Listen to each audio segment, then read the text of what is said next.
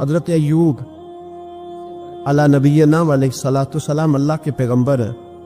اللہ نے بیٹے بھی دیے، کھیت بھی دیے، بہت زیادہ جانور بھی دیے، بڑی دولت، بڑا کچھ. رب آزماتا بھی ہے، اس کا نظام ہے. جتنا کچھ کے قریب ہوتا ہے اتنا ہی زیادہ آزماتا ہے. فرشتے عرض کرنے لگے مولا جناب ایوب، اللہ کریم نے فرمایا یہ میرا دوست ہے، ایوب میرا نبی ہے، میرا پیغمبر ہے، میرا دوست ہے. تو فرشتے عرض کرنے لگے مولا جس کو اتنا نواز دے اس نے دوست تو بننا ہی ہوتا ہے. ایک روایت میں 7 بیٹے، ایک میں 14 بیٹے، کھیت کھلیان باغ بڑا کچھ، تو دوست تو بننا ہے. تو رب کریم نے فرمایا جاؤ آزما لو، جا کے جاؤ جا کے. کون کہہ رہا ہے؟ یاری تیری سونا تے ازمائشاں تیریاں اگ، اے سونا پرکھیا جاوندا ہی پہلو نال اگاں دے لگ، جاؤ آزما لو. فرشتے آ گئے، ایک ہی دن میں سارے باغ اجڑ گئے، جل گئے کھیت. ایک دن لگا، بننے میں وقت لگتا ہے، اجڑنے میں وقت نہیں لگتا. ایک دن لگا تو جانور ایک بیماری سے سارے مر گئے. جناب ایوب گھر سے باہر نکلے، واپس آئے تو ساری اولاد کی لاشیں پڑی. بڑا مشکل مسئلہ ہے نا، لیکن زبان پہ ایک ہی لفظ ہے، انا للہ و انا الیہ راجعون. حضرت ایوب صبر سے، حوصلے سے، اطمینان سے. اس پر بس نہیں، اللہ کے نبی پیغمبر. یہاں تو جو 5 نمازیں پڑھتا ہے وہ کہتا ہے مجھے بخار کیسے ہو گیا، اللہ تو میں نمازی ہوں. میں تو روزانہ سورۃ یاسین پڑھتا ہوں، میرے گھر میں فاقہ کیسے آ گیا. میں تو روزانہ صبح قرآن شریف کھولتا ہوں، پھر بھی حضرت جی میرے گھر کے اندر بیماری کا کیا لینا دینا. حضرت ایوب بیمار ہو گئے. 1 2 3 4 ہفتے، مہینے، سال نہیں، 16 سال بیت گئے بیمار. 16 سال بیت گئے، 16 سال. حضرت ایوب علیل ہے. ایک دن زوجہ قریب آئیں تو کہنے لگی آپ اللہ کے نبی ہیں، آپ جو بھی دعا کریں مالک قبول فرما لیتا ہے، دعا کریں آپ کو شفا دے دے. جناب ایوب فرمانے لگے ایک بات تو بتا، شفا کتنے دن رہی ہے؟ کہنے لگی 7 سال. فرمایا کھیت کھلیان اولاد مال دولت کتنا عرصہ رہا؟ کہا 60 سال. 60. آپ فرمانے لگے بیماری کو کتنے سال ہوئے؟ کہا 16 سال. فرمانے لگے ذرا مجھے تکلیفیں اور بیماریوں کو بھی 60 سال ہو لینے دے، پھر دعا بھی مانگ لوں گا. برابر تو ہو لے، ابھی تو صرف 16 ہوئے، 60 ہو لے دعا مانگ لوں گا. اور فرمانے لگے دعا مانگنی چاہیے پر میرے رب کو پتہ ہے ایوب کس حال میں ہے. بس زبان پہ یہ لفظ آئے تو اللہ نے فرشتوں سے فرمایا تم نے جانچ لیا ہے لیبلوکم ایکم احسن عملا؟ پتہ چل گیا؟ کا مولا چل گیا. فرمایا جاؤ اب میرے بندے کو نواز دو. بس مالک دینے آز ہے نا. بنجر زمینیں پھر سے آباد ہو گئی، پھر سے جانور آ گئے، پھر سے وہی لہر بہر ہو گئی. بیٹے بھی اللہ نے دے دیے، مال دولت جائیداد ہر چیز. گھر میں بیٹھے شفا بھی ہو گئی. حضرت ایوب کی زوجہ قریب بیٹھی ہے، سکھوں کے دن آ گئے. پوچھنے لگی ایوب ایک مسئلہ پوچھنا ہے. ایک بات ذہن میں آئی، اجازت دے تو دریافت کروں؟ فرمانے لگے پوچھو. تو زوجہ عرض کرنے لگی حضور بتلائیے، دکھ اچھے کے سکھ، دکھ اچھے کے سکھ. تو جناب ایوب فرمانے لگے دن سارے اللہ کے، دن سارے اللہ، دکھی رکھے تب بھی مہربانی، سکھی رکھے تب بھی فضل اسی کے ہیں. پر اگر میرے دل کا حال پوچھے نا تو دکھ بڑے اچھے تھے، بڑے اچھے تھے وہ دکھ. کہا حضور دکھ اچھے تھے؟ تو جناب ایوب فرمانے لگے جب میں بیمار تھا تو میرا رب 24 گھنٹے میں ایک دفعہ میرا حال پوچھا کرتا تھا. رب پوچھتا تھا ایوب تیرا کیا حال ہے؟ رب پوچھتا تھا، خدا خود میرے مدلسبو اللہ پوچھتا تھا. فرماتے ہیں 12 گھنٹے اس مزے میں گزر جاتے تھے کہ میرے رب نے میرا حال پوچھا ہے. 12 گھنٹے اس کیف میں بیت جاتے کہ اللہ نے حال پوچھا ہے. اور فرمایا اگلے 12 گھنٹے میں انتظار کرتا رہتا تھا کہ رب دوبارہ کب حال پوچھے گا. فرمایا 24 گھنٹے میں ایک دفعہ پوچھتا تھا. دوار عمر دراز مانگ کے لائے تھے 4 دن، 2 آرزو میں کٹ گئے، 2 انتظار میں. تو فرماتے ہیں بس یہ اس طرح حال گزر جاتا تھا. فرمانے لگے شفا تو ہو گئی، صحت تو ہو گئی، کھیت کھلیان تو ہو گئے پر اب میرا رب میرا حال تو نہیں نہ پوچھتا۔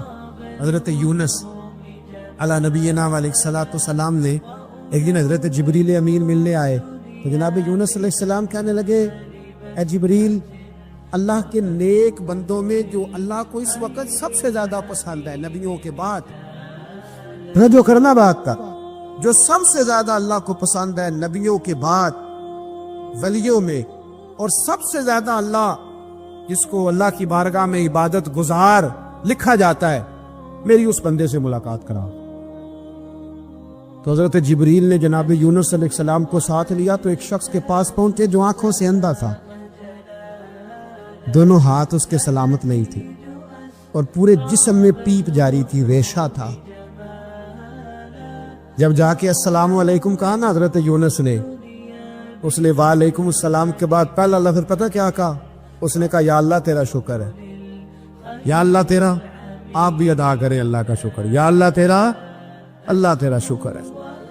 حضرت یونس علیہ السلام کہنے لگے تو شروع سے اس طرح کا ہے، نابینا بھی اور ہاتھوں سے معذور بھی اور سارا جسم شروع سے؟ تو بڑے ہی خوبصورت لفظ اس بیمار نے کہے، کہنے لگے نہیں حضور، میں بالکل ٹھیک ٹھاک تھا، جب تک میرے رب نے چاہا کہ یہ دنیا کو دیکھے تو تب تک اس نے مجھے آنکھیں دی، اور جب اس نے چاہا کہ اب اس کا دیکھنا بہتر نہیں تو اس نے واپس لے لی۔ تو یا اللہ تیرا شکر ہے، اللہ تیرا شکر ہے۔ پھر کہا جب تک اس نے چاہا کہ میرے ہاتھ رہے تب تک رہے، جب اس نے چاہا کہ میرے لیے بہتر نہیں تو اس نے لے لیے، تو یا اللہ تیرا شکر ہے۔ جب تک اس نے چاہا کہ میرا جسم صحیح و سلامت رہے تو رہا، اور جب اس نے چاہا کہ میرے لیے بہتر نہیں تو مجھے بیمار کر دیا، تو یا اللہ تیرا شکر ہے۔ تو حضرت یونس علیہ السلام کہنے لگے جبریل واقعہ یہ اللہ کا سب سے زیادہ شکر گزار بندہ ہے، سب سے زیادہ عبادت گزار بندہ ہے، سب سے زیادہ۔ حضرت شعیب علی نبینا علیہ الصلوۃ والسلام اتنا روئے کہ بینائی چلی گئی۔ صاحب رسالہ قشیریہ نے لکھا ہے آنکھوں کی روشنی ظاہری طور پر چلی گئی، اللہ نے پھر آنکھیں عطا کی۔ حضرت شعیب علیہ السلام پھر روئے، آنکھوں کی بینائی چلی گئی، اللہ نے پھر عطا کی۔ پھر روئے کہ آنکھوں کی بینائی چلی گئی، رب کریم نے پھر عطا کی۔ پھر ایک دن پوچھا مالک نے، کریم ہے نا جب چاہے پوچھے، بے نیاز ہے نا جب چاہے نہ پوچھے۔ اب پوچھا تیسری دفعہ، کہا اے شعیب اگر تو روتے ہو جنت کے لیے تو جنت آج سے ہی تمہارے نام کی، اور اگر روتے ہو دوزخ سے ڈر کے تو تمہیں آج سے آزاد کیا۔ سارا کچھ جانتا ہے رب، پر پوچھتا ہے بتاؤ نہ روتے کیوں ہو؟ خدا بندے سے خود پوچھے روتے کیوں ہو، بتاؤ نا۔ حضرت شعیب پھر رو پڑے، کہنے لگے مالک نہ جنت کی تڑپ نہ دوزخ کا خوف، میں تو تیری ملاقات کے شوق میں روتا ہوں۔ کبھی ملنا، کبھی وہ زیارت کی جو تڑپ ہے، اقبال کہنے لگے کبھی اے حقیقت منتظر نظر آنا لباس مجاز میں، لاکھوں سجدے تڑپ رہے ہیں میری جبین نیاز میں۔ یہ جو رب کے بندے روتے ہیں تو لوگ سمجھتے ہیں شاید دنیا کے لیے رو رہے ہیں۔ یہ رب کے بندوں کی آنکھوں میں آنسو آتے ہیں تو لوگوں کا خیال ہوتا ہے ہو سکتا ہے کوئی بچہ نوکری نہ لگتا ہو تو روتے ہیں، ہو سکتا ہے گھر میں کوئی آزمائش آ گئی ہو تو روتے ہیں، ممکن ہے کسی جگہ کسی چیز کی طلب نے بے چین کر دیا تو وہ طلب آنکھوں سے گر گئی۔ لیکن نہیں، اے تن میرا کنگھی ہووے تے میں زلف سجر دی باواں، تے پوش میرے دی جتی بن جائے تے میں یار دی قدمی آواں، مارو مارو مینو مار پکاؤ کوئی عذر نہ پیش لے آواں، تے جے سونا ہی میرے دکھ وچ راضی، جے سونا ہی میرے دکھ وچ راضی، جے سونا ہی میرے دکھ وچ راضی، تے میں سکھ نو چلے ڈاواں، مانا کہ نے بھی سال میں راضی ہے تو بس ٹھیک ہو گیا، ٹھیک ہو گیا۔ وصل اچھا ہے نہ فراق اچھا ہے، بس جس حال میں محبوب رکھے وہی حال اچھا ہے، بس جس حال میں انہوں نے رکھا بات ٹھیک ہو گئی۔ اس میں اب انسان شکوا کرتے پھرے گئے جس طرح ہے وہ کس نے اپنے آپ کو مطمئن رکھا ہے۔ مشکل کے بعد جو آسانیات، حضرت لقمان حکیم ان کے نام پر قرآن مجید کی پوری سورت ہے۔ حضرت لقمان حکیم علیہ رحمہ آپ اپنے بیٹے کو نصیحت کر رہے تھے، کہنے لگے بیٹا کو مشکل آئے تو گھبرانا نہیں، تو مشکل آئے تو کرے بیٹوں کو سمجھ آ جائے کہ مشکل آئے تو سمجھ آ رہی ہے بات کی؟ مشکل آئے تو، اور کیا خوبصورت جملے، بیٹے کو بٹھا کے کہتے ہیں بیٹا چھوٹی مشکل آئے گی تو اللہ بڑی مشکلات آسان کر دے گا. سمجھو چھوٹی مشکلات آئیں تو اللہ نے بڑی مشکلیں اس نے آسان کر دی. اور آپ کو بتاؤں اصل انسان ہوتا ہی وہ ہے جو مشکلوں میں جینے کا ڈب سیکھ جاتا ہے. وہ بن جاتا ہے جو کرب کے حالات میں جینے کا سلیقہ سیکھے. اپنے بچوں کو یہ سمجھانا ہے. حضرت لقمان بیٹے مشکل آئے تو گھبرانا نہیں، بڑی کو ٹال دیتی ہے. وہ نیکی کا اور آسانی کا پیش خیمہ ہوتی ہے. اللہ اس کے بعد آسانی سے پیار ہے. کچھ دنوں کے بعد کہنے لگے آؤ فلاں اللہ کے نبی کی ملاقات کو چلو، فلاں نبی علیہ السلام سے ملنے چلتے ہیں. اس زمانے میں جو نبی تھے ان سے ملنے چلے گئے. بیٹے کو پات کی آگ دی، گھوڑے پہ بیٹھنے. امام ابن جوزی نے اس کو لکھا ہے. گھوڑے پہ بیٹھے تھے دونوں کے پاس گھوڑے تھے. اب رستہ بہت زیادہ تھا، کھانا ساتھ لے لیا، پانی ساتھ لے لیا، رستہ لمبا تھا، صحرا کا علاقہ تھا. جب جانے لگے تو اتنی سخت گرمی ہوئی کہ گھوڑے بھی بے ہوش ہونے لگی. اچانک ایسی گرم لو چلی کہ گھوڑے بھی. اب دونوں باپ بیٹا جو تھے وہ بڑی جوش میں تھے کہ جانا ہی جانا ہے. گھوڑے سے اتر کر کے پیدل چلنے لگے. اب پیدل چلتے چلتے ذرا آگے گئے تو گرمی میں جتنا بندہ پیدل چلتا ہے اتنا پیاس بھی زیادہ لگتی ہے. تو پانی پیتے رہے، کھانا کھاتے رہے، کھانا پانی بھی ختم ہو گیا. تھوڑا آگے چلے نا، اس قدر تکلیف بڑی کہ حضرت جناب لقمان کے بیٹے کے پیر کے اندر ایک ہڈی پیوست ہو گئی. اتنی بڑی ہڈی تھی وہ اندر ہی چلی گئی، پیر خون کے فوارے گرنے لگے. بیٹا بھی ہوش. حضرت لقمان اس کے سرانے بیٹھے تو بیٹا تھا نا، آنکھوں میں آنسو آ گئے. بیٹے نے آنکھ کھولی تو کہنے لگا ابا جی آپ تو صبر کرنے والے، آپ رو رہے ہیں. پر میں بیٹے میں کیا کروں، میرے سینے میں جو دل ہے وہ ایک باپ کا دل. تو باپ جو ہوا تیری دکھ پر رونا ہے. بڑی مشکل سے تانت کے ساتھ ہڈی نکالی. ہڈی نکلی تو خون بھی چلا. صاحب زیادہ کہنے لگا حضور آپ نے تو کہا تھا ہر مشکل کے بعد آسانی ہوتی ہے، اور چھوٹی مشکل دے کے اللہ بڑی سے بچا لیتا ہے. تو ہم تو اچھے کام چلے تھی، مشکل پہ مشکل، یہ کیا ہے؟ حضرت لقمان کہنے لگے بیٹا نہ تو رب کی حکمتوں کو جانتا ہے نہ پوری طرح میں جانتا ہوں، لیکن جو میں نے کہا تھا وہ بات سچی ہے. فَإِنَّ مَعَ الْعُسْرِ يُسْرًا إِنَّ مَعَ الْعُسْرِ يُسْرًا. اللہ ہر مشکل کے بعد آسانی عطا فرمائے گا. اور فرمایا میرا ایمان ہے کہ ضرور عطا فرمائے گا. یہ بات کہہ رہے تھے کہ سامنے سے دھواں اٹھا، اتنا سخت دھواں اٹھا کہ آپ نے سوچا شاید وہاں بادی آواز آتے. وہاں چلنے لگے تو پیچھے سے کسی نے آواز دی ٹھہر جاؤ، رک. وہی رک گئے. تھوڑی دیر گزری تو کہا رک جاؤ. جب رکے تو ایک بولنے والا بولا، کہنے لگا تمہارے لیے تھوڑی دیر کے بعد جانوروں کا بندوبست کر دیا جائے گا، کھانے کا بھی بندوبست ہو جائے گا، بچے کا پیر بھی صحیح ہو جائے گا، چلے جانا لیکن ذرا ٹھہرو. حضرت لقمان کہنے لگے بولنے والے تو کون ہے؟ تو کہنے لگے میں اللہ کا فرشتہ ہوں، میں اللہ کا فرشتہ ہوں. کہا اللہ کے فرشتے اور یہ سارا کچھ کیا ہے؟ تو فرشتہ کہنے لگا اصل بات یہ ہے کہ صاحب نے بستی پر مجھے عذاب نازل کرنے کا حکم ملا تھا، آپ بڑی تیزی سے آ رہے تھے. میں نے رب سے دعا کی کہ اللہ اس باپ بیٹے کی غلطی کوئی نہیں، مہربانی فرما.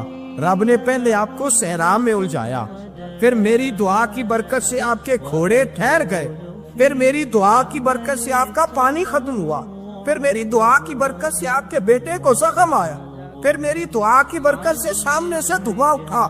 فرمایا یہ جو تمہیں مشکل پہ مشکل آ رہی تھی، یہ تو میرا رب تمہیں عذاب سے بچانا چاہ رہا تھا. یہ جو تمہیں مشکل پر مشکل آ رہی تھی تو میرا مالک تمہیں عذاب سے بچا رہا، تم سمجھ نہیں رہے تھے.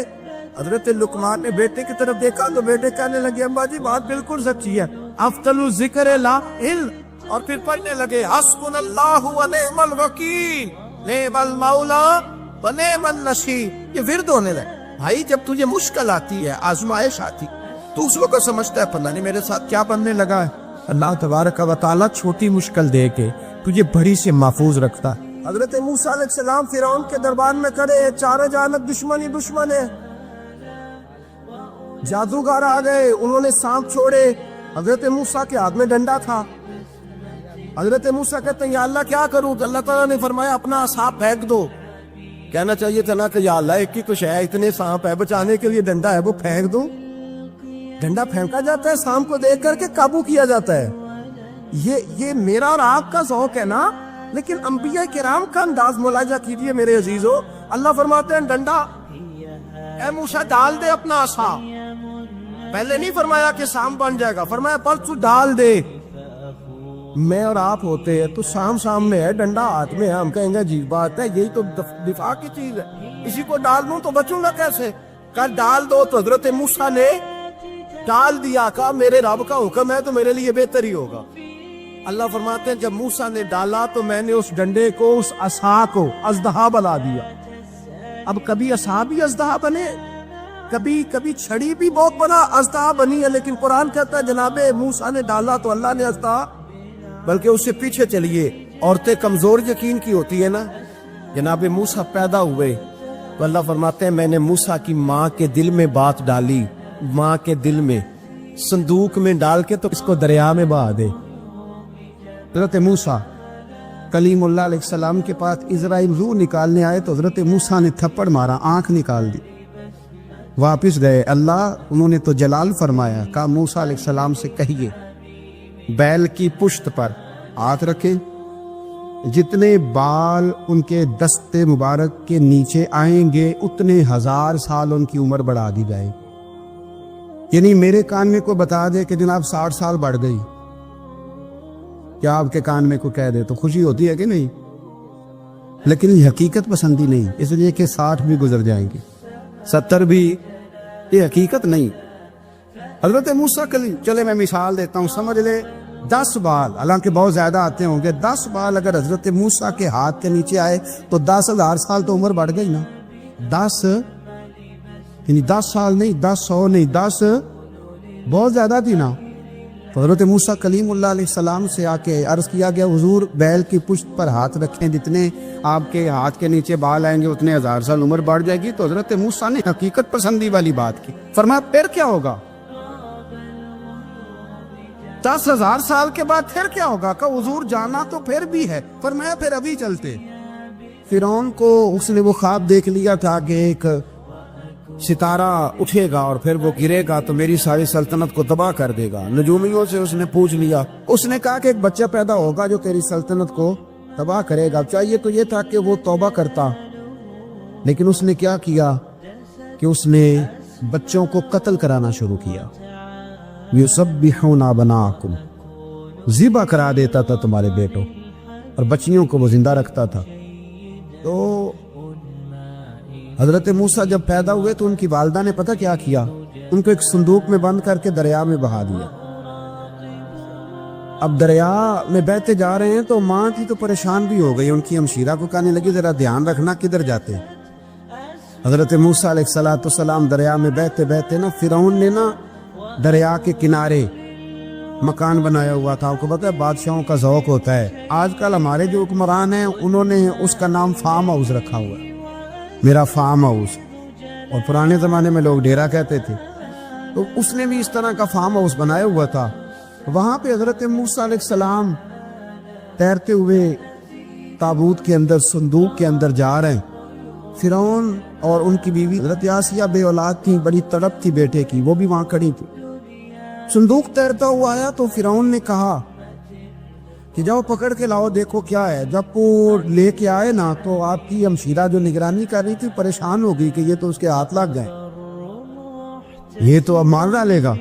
لیکن جب خوبصورت اور چمکتا ہوا بچہ دیکھا تو بی بی آسیہ کہنے لگی یہ بنی اسرائیل کا ہے ہی نہیں، یہ تو پتہ نہیں کہاں سے بہتا ہوا یہاں آ گیا ہے، تو ایسے ہی چھوڑ، یہ پتہ نہیں کہاں سے، رکھ نہ لیں،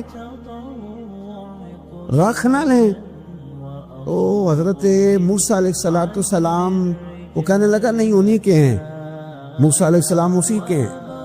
تو آسیہ کہنے لگی تیرے تو سر پہ نا بس بھوت ہی سوار ہو گیا، ہر وقت وہی لوگ تجھے یاد رہتے، یہ پتہ نہیں کہاں سے بہ کے آئے۔ اب رکھ لیا، مان گیا فرعون، آپ فرعون کے گھر میں جو اس لیے بچے مروا رہا تھا کہ میری سلطنت حضرت موسیٰ پیدا نہ ہو جائے، تو اسی کے گھر میں پرورش پانے لگے، اسی کے گھر میں۔ اب عورتیں منگائیں گئی دودھ پلانے کے لیے، تو حضرت موسیٰ علیہ السلام کسی بی بی کا دودھ نہیں پیتے، تو آپ کی ہمشیرہ نہ وہی دائیں بائیں گھومتی رہتی۔ تو کہنے لگی جناب آسیہ سے کہ میں ایک بی بی کو جانتی ہوں، بڑی صاف ستھری ہے،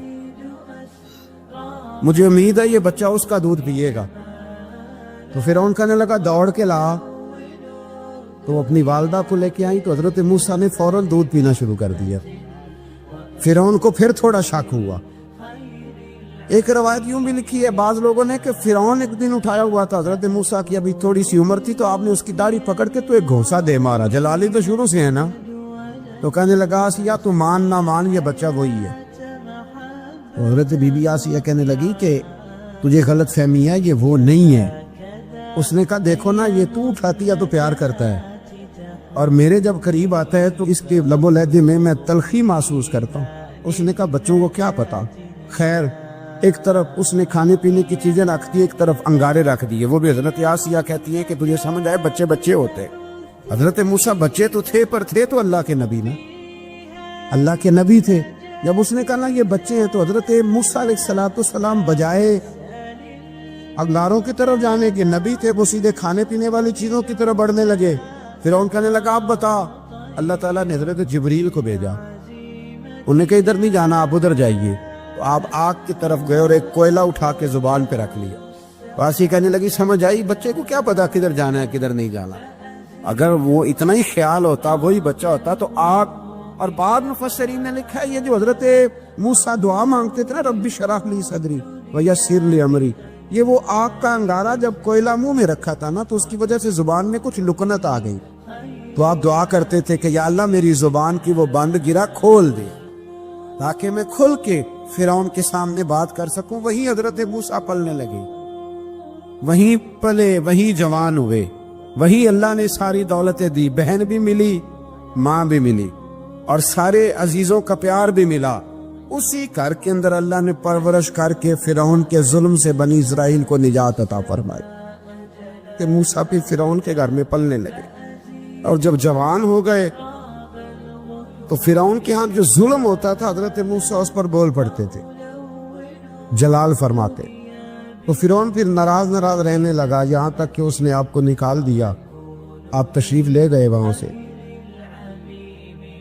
تو حضرت موسیٰ ایک دن شام کے وقت دوبارہ آئے بستی میں، لوگ سوئے ہوئے تھے، تو دو آدمی، ایک بنی اسرائیل میں سے اور ایک فرعون کی اپنی قوم میں سے، وہ دونوں آپس میں جھگڑ رہے تھے، لیکن وہ جو حضرت موسیٰ کی بنی اسرائیل کی قوم کا شخص تھا، اس پر وہ قبطی، وہ جو فرعون کے قریبی لوگوں میں سے تھا، وہ ظلم کر رہا تھا اور بوجھ اٹھانے کی بات کر رہا تھا۔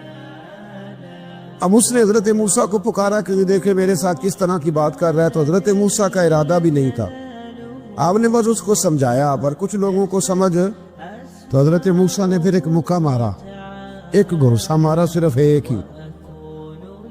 یہ کئی تگڑے اور دلیر اس طرح کے بھی ہوتے ہیں کہ گھونسا ایک بھی برداشت نہیں کرتے، وہ ایک مارا، آدمی دھڑام سے زمین پہ گرا اور ماری گیا۔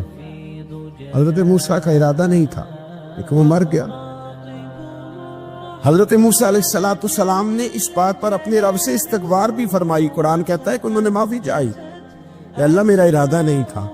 بہرحال اگلے دن نا حضرت موسیٰ دوبارہ آئے، وہ سنا کرتے تھے نا ہم کہ بیوقوف دوست سے عقل مند دشمن بہتر ہوتا ہے، وہ کم از کم دشمنی تو عقل مندی سے کرتا ہے نا، لیکن جو بیوقوف دوست ہو بیوقوفی۔ حضرت موسیٰ دوبارہ آئے تو وہ بنی اسرائیلی اگلے دن کسی اور سے جھگڑا کر رہا تھا، پھر اس نے مدد کے لیے پکارا، تو حضرت موسیٰ کہنے لگے مجھے لگتا یہ ہے کہ تیری عادت ہے، خود بڑا جھگڑالو ہے، تو نے روز نیا جھگڑا شروع کیا ہوتا ہے۔ حضرت موسیٰ جب اس کی طرف بڑے نہ ڈانٹنے کے لیے تو اس نے شور کرنا شروع کر دیا، پہلے لگتا ہے جس طرح آپ نے اسے کل قتل کیا تھا مجھے بھی قتل ہی کریں گے۔ یہ انسانوں کا مزاج ہے کہ آپ جب تک کسی کے طبیعت کے مطابق چلے گئے وہ راضی رہتا ہے، اور ذرا آپ اس کی طبیعت سے ہٹتے ہیں تو وہ شور کرتا ہے۔ اس نے کہا جی آپ مجھے بھی لگتا ہے ماریں گے۔ حضرت موسیٰ کلیم اللہ علی نبینا علیہ السلام کے بارے میں جب اس نے شور کیا تو بات پھر فرعون کے دربار تک گئی، وہ تو پہلے ہی بہانہ تلاش کر رہا، اس نے کہا ڈھونڈو پکڑو اور معاذ اللہ شہید کریں گے۔ کسی نے آ کے خبر دی کہ آپ یہاں سے ہجرت کر دیں، اس لیے کہ آپ کے لیے یہاں حالات درست، اور بھائی یہ چھوڑ دیا کریں بات کہ فلاں آدمی کے حق